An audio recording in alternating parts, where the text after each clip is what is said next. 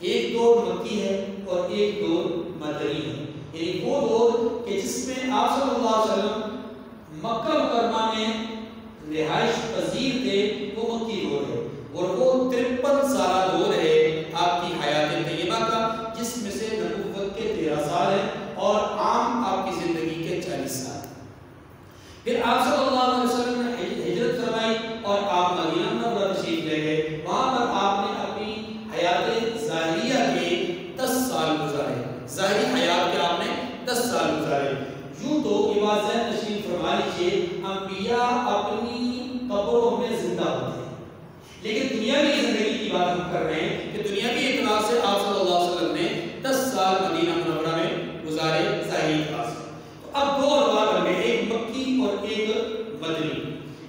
مکی دور جو بعثت کا دور ہے وہ 13 سال کا ہے، یعنی نبوت مل جانے کے بعد یا نبوت ظاہر ہونے کے بعد 13 سال کا جو دور ہے، اس کو بعثت کے بعد کا زمانہ کہتے ہیں۔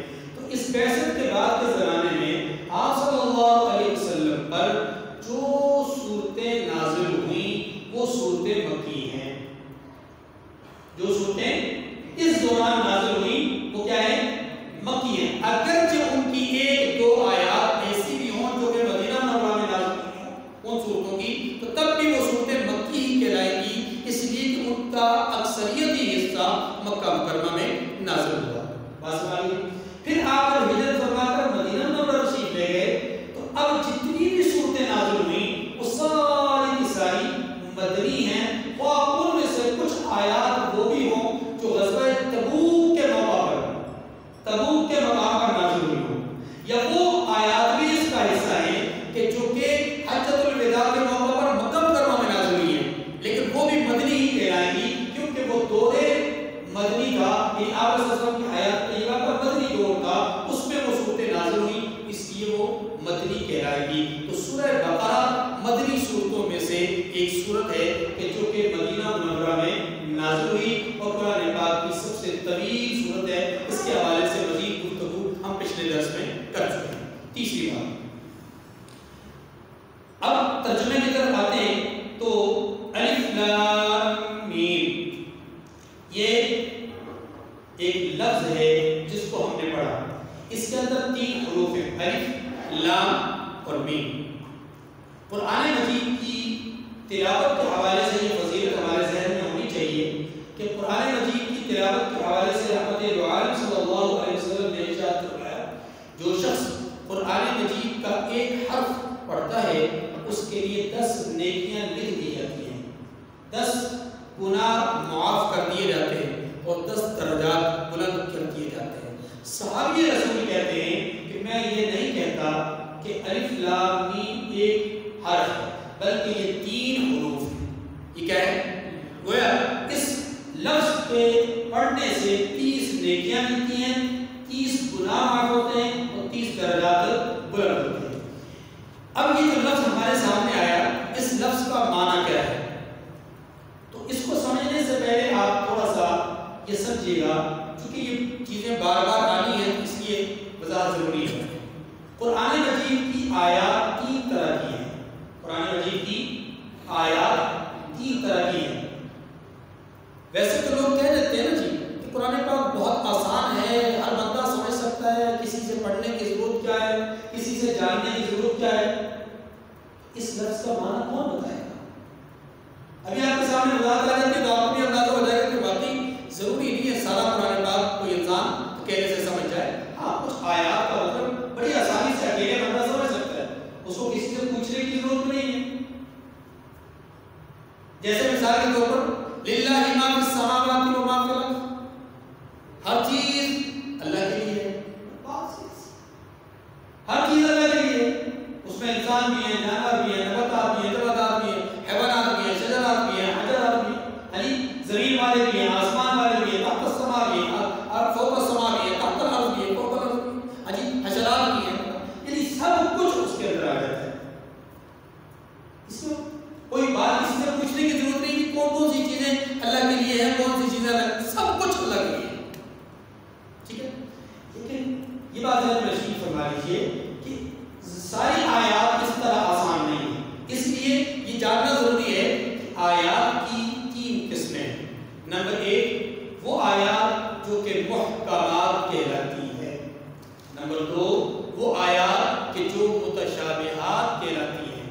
نمبر 3 وہ آیات کہ جو مقطعات کہلاتی ہیں، یعنی آیات کی 3 قسمیں ہوئی، محکمات، متشابہات، مقطعات۔ وہ آیات کہ جن کے الفاظ، معنی اور مراد واضح ہو، الفاظ بھی، اس کا ترجمہ بھی اور اس کی مراد بھی واضح ہو، وہ آیات محکمات کہلاتی ہیں۔ ان اللہ علی کل شیء قدیر، اس کا ترجمہ، الفاظ بھی واضح ہیں، اس کا ترجمہ بھی واضح ہے اور اس کی مراد بھی واضح ہے، اللہ ہر چیز پر قادر۔ وہ آیات کہ جن کے الفاظ واضح ہوں، ترجمہ واضح ہو لیکن مراد واضح نہ ہو۔ ترجمہ تو ہو، ترجمہ تو ہمیں لفظ لفظ کا ترجمہ آتا ہو، لیکن اس کی مراد سے ہم کما حق واقف نہ ہو سکے، یا یوں کہہ لیجئے اس کی حقیقت سے واقف نہ ہو سکے، اس کو آیات متشابہات کہتے ہیں۔ آیات، مثال کے طور پر الرحمن علی العرش استوى، رحمان عرش پر قرار پکڑ گئے، یا رحمان عرش پر بیٹھ گئے، تشریف فرما ہو گئے، ٹھیک ہے، یہ مستوی ہوئے۔ اب یہ الفاظ ایسے ہیں کہ ان الفاظ کا الرحمن کا معنی واضح ہے، علا کا معنی واضح ہے، عرش کا معنی واضح ہے، استوا کا معنی واضح ہے، 4 لفظ ہے اور چاروں کا معنی اپنی اپنی جگہ پر واضح ہے، اپنی اپنی جگہ پر چاروں کا معنی، لفظ بھی واضح ہے، معنی بھی واضح ہے، لیکن ان کی مراد کیا ہے یہ واضح نہیں ہے۔ یہ واضح اس لیے کہ ہمارا عقیدہ اور نظریہ یہ ہے کہ اللہ جسم سے پاک ہیں، جب وہ جسم سے پاک ہیں تو پھر عرش پر بیٹھنے کا معنی کیا ہے؟ بیٹھنا تو اس کے لیے ہوتا ہے نا جس کا جسم ہو، جس کا جسم نہ ہو وہ بیٹھے گا کیسے؟ تو بیٹھنے کا یہاں معنی کیا ہے؟ بات سمجھ آ گئی؟ اس لیے بعض آیات قرآن پاک کی وہ ہیں کہ جن کے الفاظ بھی واضح ہیں، اس کے معنی بھی واضح ہیں، لیکن ان کی حقیقت واضح نہیں ہے۔ ان کی حقیقت واضح جیسے وسع کرسیہ السماوات والارض، اس کی کرسی آسمانوں اور زمینوں سے زیادہ وسیع ہے۔ اب اس کی کرسی، وسع کرسیہ، اس کی کرسی، یہ معنی ہے، لیکن اس معنی کی حقیقت کیا ہے؟ ظاہر کرسی کے لیے صاحب کرسی جو ہوتا ہے اس کا ایک براجمان ہونا، اس کا بیٹھنا، یہ وہی قرآن پہلے والی بات ہو گئی۔ تو یہاں آیا کرسی سے حقیقتاً کرسی مراد ہے یا مجازاً کرسی مراد ہے، یا کرسی کے کوئی اور حقیقت ہے، کوئی اور معنی ہے، کوئی اور مفہوم ہے جو اللہ نے واضح نہیں فرمایا؟ بات سمجھ آ گئی؟ تو 2 قسمیں ہو گئی، ایک آیات محکمات، یعنی وہ آیات کہ جن کے الفاظ اور معنی بھی معلوم ہو اور ان کی مراد بھی، حقیقت بھی واضح ہو، یہ آیات محکمات کہلاتی ہیں۔ یعنی ان کے در پہ آنے کی ضرورت، ان کے بارے میں ذرا پریئر کرنے کی اور وضاحت کرنے کی اور کسی سے پوچھنے کی اور کسی سے معلومات لینے کی کوئی خاص ضرورت نہیں ہے، یہ ساری چیزیں بڑی واضح ہیں۔ اور اگر بعض اوقات کوئی بات ہلکی پھلکی سمجھ میں نہیں آتی تو وہ معمولی سے پوچھ لینے سے بات سمجھ میں آ جائے گی، معمولی سے پڑھ لینے سے بات سمجھ میں آ جائے گی۔ لیکن دوسری آیات وہ ہیں کہ جن کے الفاظ تو واضح ہیں، معنی بھی واضح ہیں، ایک لفظ کا واضح معنی ہے لیکن اس کی مراد واضح نہیں، اس کو آیات متشابہات، آیات۔ اب تیسری قسم کی وہ آیات ہیں کہ جن کے الفاظ تو واضح ہیں لیکن معنی اور مراد دونوں واضح ہیں، معنی بھی معلوم نہیں، مراد بھی معلوم نہیں، تو ان آیات کو آیات مقطعات کہلاتے ہیں، کہا جاتا ہے آیات۔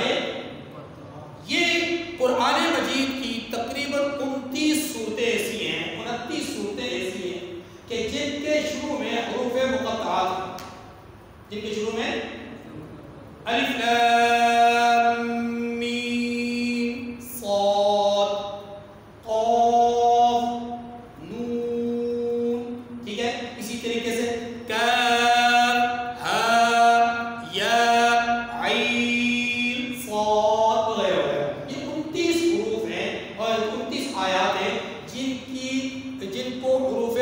مقطعات کہلاتا ہے. ان کے معنی اور ان کی مراد دونوں واضح نہیں ہیں. حروف مقطعات کے بارے میں یہ بات ذہن نشین فرما لیجئے، سب سے بہترین بات وہی ہے جو صحابہ اکرام سے منقول ہے، اور وہ یہ ہے کہ خاص طور پہ سیدنا صدیق اکبر رضی اللہ عنہ کی طرف منسوب ہے یہ بات کہ لکل سورۃ سر یا لکل کتاب سر، ہر کتاب کے لیے جو ہے وہ ایک راز ہوتا ہے، ہر کتاب کا ایک راز ہوتا ہے. اور سر کتاب اللہ اوائل سور کہ اللہ کے رسول صلی اللہ علیہ وسلم کے یہ صحابی کہتے ہیں کہ کتاب اللہ کی جو راز کی باتیں ہیں، کتاب اللہ کے جو راز ہیں وہ اس کی صورتوں کے شروع میں آنے والے الفاظ ہیں جن کو حروف مقطعات کہتے ہیں کہ یہ راز کی باتیں ہیں. یہ کیا ہے؟ راز کی باتیں. لہذا راز پر سے پردہ اٹھانا یہ درست بات نہیں ہے، اور اس کے در پہ رہنا، اس کے پیچھے پڑنا یہ کوئی اچھی بات نہیں ہے. بس اللہ تعالیٰ نے یہ الفاظ اتارے، ہمارا ایمان ہے کہ یہ اللہ کی طرف سے ہے، اللہ کی. بس اب اس کے معنی اور اس کی مراد معلوم نہیں ہے تو کوئی بات نہیں، ہمارا یقین جو ہے. لہذا اس کے لیے دوسرا وہ جو قول ہے کہ چونکہ حضرت عبداللہ بن مسعود فرماتے ہیں کہ چونکہ یہ قرآن پاک کا حصہ ہے اور اس کے پڑھنے سے ایک ایک حرف پڑھنے سے 10 نیکیاں، 10 گناہ معاف اور 10 درجات بلند ہونے کا بشارت موجود ہے. بس ہم اس بشارت کو مد نظر رکھتے ہوئے ان الفاظ کی ادائیگی کو اپنے لیے سعادت سمجھتے ہیں. بات سمجھ لی؟ تو حروف مقطعات قرآن مجید کی آیات کی وہ قسم ہے کہ جس میں الفاظ تو واضح ہوتے ہیں لیکن معنی اور مراد واضح نہیں ہوتے. لہذا ھذا سر بین اللہ و بین رسولہ، یہ اللہ اور اس کے رسول کے درمیان راز و نیاز ہے، اور ان کو اس راز و نیاز کو راز و نیاز ہی رہنے دیا جائے، اس کے در پہ ہونے کی ضرورت. آج کے دور میں بہت سارے جو محقق کہلانے والے لوگ ہیں، ان کو بڑا شوق ہوتا ہے محقق کہلانے کا اور بڑا مطلب جو ہے وہ مفسر کہلانے کا. وہ ان الفاظ کے یا اس قسم کے حروف مقطعات کے در پہ ہو جاتے ہیں اور ان میں سے ایک ایک حرف کے کئی معنی بیان کرتے ہیں. لیکن یاد رکھیے دنیا بھر میں جتنے بھی اقوال حروف مقطعات کے حوالے سے آپ کو ملیں گے، الف سے مراد اللہ، لام سے مراد جبرائیل، میم سے مراد محمد، یہ لوگ معنی بیان کرتے ہیں. لیکن یاد رکھیے سارے کے سارے معنی ظنی ہیں، احتمالات ہیں، یہ قطعی نہیں ہے. قطعی یقینی معنی کیوں نہیں ہے؟ اس لیے کہ ان کے معنی کو اللہ نے قرآن پاک میں واضح نہیں کیا، رسول اللہ صلی اللہ علیہ وسلم نے احادیث مبارکہ میں واضح نہیں کیا، اور جید صحابہ کرام نے اس کو واضح نہیں کیا. لہذا ان الفاظ کے معنی قطعی نہیں ہو سکتے. بات سمجھ. اگلی بات ذالک الکتاب لا ریب فیہ، الف لام میم کا معنی سمجھ میں آ گیا؟ کیا معنی ہے الف لام میم؟ کیا معنی ہے؟ اللہ اعلم بمرادہ. اس کے لیے ہم کہتے ہیں اللہ اعلم بمرادہ، اللہ ہی اس کی اپنی اس مراد سے زیادہ واقف ہے، اللہ ہی اپنی مراد کو جانتے ہیں. ذالک الکتاب لا ریب فیہ، یہ کتاب قرآن مجید اس میں کچھ شک نہیں. ذالک الکتاب لا ریب فیہ، یہ کتاب جو ہمارے سامنے، یہ کتاب اس میں کوئی شک نہیں. سوال پیدا ہوتا ہے، تھوڑا سا آپ کو میں سمجھانے کے لیے عرض کروں گا. عربی کے اندر اشارہ جو کیا جاتا ہے وہ مختلف الفاظ کے ساتھ کیا جاتا ہے. مختلف مثلا یہ چیز میرے قریب ہے، اس کو میں کہوں گا ہاذا، اگر یہ مؤنث ہے تو ہاذی. اسی طریقے سے اگر یہ چیز تھوڑا سا فاصلے پر ہو، تھوڑا دور ہو، تو میں کہوں گا ذالک. اگر وہ مذکر کے بجائے مؤنث ہو تو کہوں گا تلک. بات سمجھ لیجیے. یہ جو میں الفاظ استعمال کر رہا ہوں کہ ہاذا، یہ، ذالک وہ، الفاظ اردو کے ترجمے سے آپ کو اندازہ ہو گیا کہ یہ کا معنی قریب، وہ کا معنی دور. ٹھیک ہے. اب یہاں پر ہم نے پڑھا ذالک الکتاب لا ریب فیہ، وہ کتاب نہیں، کیا پڑھا؟ یہ کتاب. تو سوال پیدا ہوتا ہے کہ یہ کا لفظ تو آتا ہے حاضی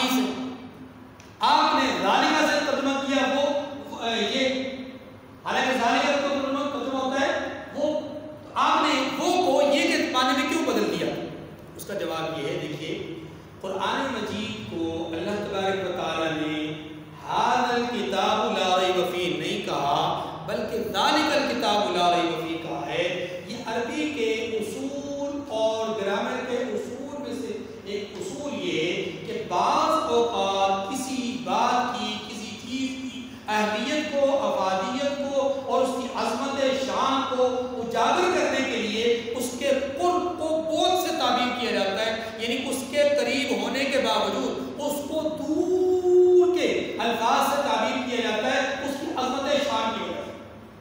یہ جو میں نے لفظ استعمال کیا دور، یہ اتنی کھچاؤ کے ساتھ میں نے لفظ استعمال کیا ہے، یہ بھی اپنی بات کی عظمت کو بیان کرنے کے لیے، اپنی بات میں زیادہ افادیت اور اہمیت پیدا کرنے کے لیے میں نے لفظ کو بھیجا ہے، ورنہ دور اور دور ایک ہی معنی ہے۔